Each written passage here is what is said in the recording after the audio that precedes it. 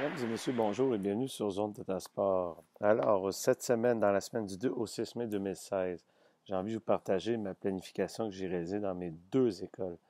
Et un outil de travail qui est fort efficace, c'est l'agenda scolaire ou l'agenda du syndicat. Donc, dans la commission scolaire, ils nous ont fait un don, ils nous ont donné un agenda qui nous permet de tenir nos planifications. Et lorsqu'on fait deux écoles, même si on fait une école, c'est fort apprécié, c'est toujours pratique.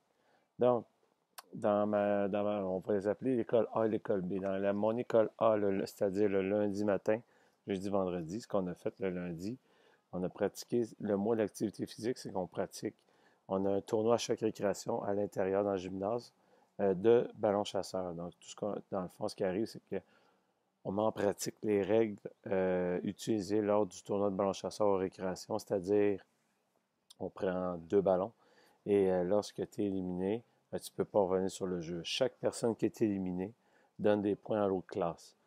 Donc, c'est là-dessus qu'on a mis l'accent lors de nos cours de la semaine. Sauf que cette semaine, lorsque on sent que les élèves sont fébriles et les élèves sont plus ou moins dedans, ce qu'on fait, c'est qu'on s'adapte et on trouve d'autres jeux. Et dans l'école A, ce qu'on a fait, on a fait un autre jeu. C'est un jeu qui s'appelle Ballon Scorbut. Tout ce que je vous ai demandé actuellement, vous allez pouvoir retrouver ça sur mon site zonetatasport.com dans la section planification sportive ou sur ma page web. Euh, je mets des images et ainsi que mes vidéos sont là-dessus ou sinon sur YouTube, sur la channel Zone Tatasport ou ZTS.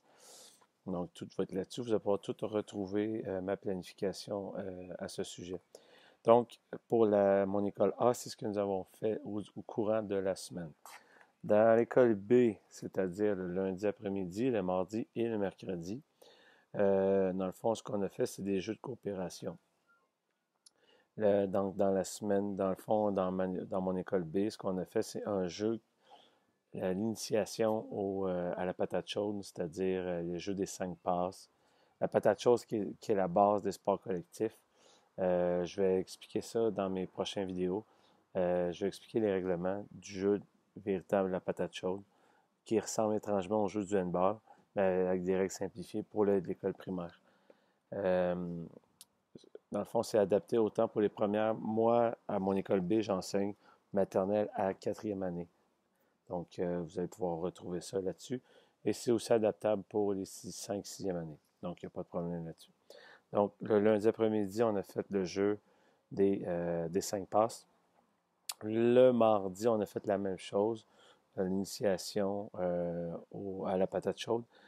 Maternelle, on a fait le jeu de la catapulte, qui est expliqué, qui va avoir des liens plus loin sur mon site.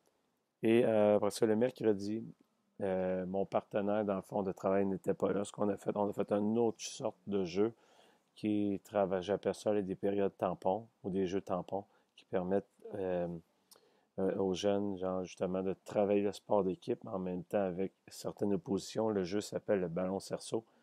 Vous allez tout, comme je vous dis, avoir ça sur mon site. Tous les règlements vont être expliqués là-dessus. Donc, c'est ma planification que j'ai réalisée au cours de cette semaine. Et n'hésitez pas à me suivre ou à m'écrire si vous avez des questions, si vous avez des suggestions, quoi que ce soit à propos de la planification. Euh, Dans le fond, si vous avez des questions, n'hésitez pas à m'écrire sur www.zonedatasport.com. Il y a une section suivez ou commentaires ou suggestions. Donc, j'attends de vos nouvelles. Merci, au revoir.